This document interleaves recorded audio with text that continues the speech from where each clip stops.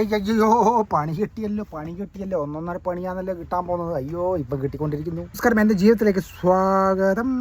ഒന്നല്ല കേട്ടോ, ഒന്നൊന്നര പണി കിട്ടി. എന്താന്ന് ഗ്യാസ് എല്ലായിടത്തും കാലിയായിക്കൊണ്ടിരിക്കുകയാണ്. കാലിയാകുമ്പോൾ എന്ത് ചെയ്യും? അടുപ്പ് വിറക്ക് ഓല മട്ടല് എല്ലാം പരതി പിടിച്ചിട്ട് ഓടുന്ന ഒരു കാലഘട്ടം വരും എന്ന് വിചാരിക്കാം. നോക്കാം.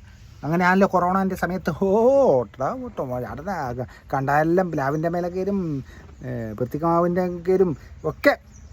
എന്താ കിട്ടുകയെന്ന് വെച്ചാൽ അതൊക്കെ നമ്മൾ കറി വെക്കാം, ഭക്ഷണം കഴിക്കും അല്ലേ. അതുപോലെ തന്നെ ഗ്യാസ് ഇല്ലെങ്കിൽ അടുപ്പില്ലാത്ത വീടുണ്ടാ പണ്ടില്ല. ഇന്ന് അടുപ്പില്ല, ഇന്ന് ഗ്യാസ്.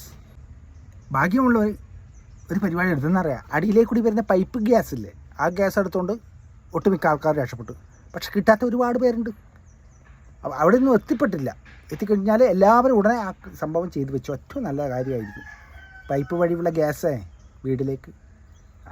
അങ്ങനെ ഇപ്പം ഹോട്ടലുകളും ചായക്കടകളും, വലിയ ചായക്കടകളും ചെറിയ ചായക്കടകളും എല്ലാം നിർത്തിക്കൊണ്ടിരിക്കുകയാണ്. കാരണം ഗ്യാസ് ചെറിയ ഹോട്ടലുകളിലും ചെറിയ ഹോട്ടലുകൾ വിറകടുപ്പ് അതിലേക്ക് പാചകം ചെയ്തിട്ട് കൊടുക്കുന്നുണ്ട്.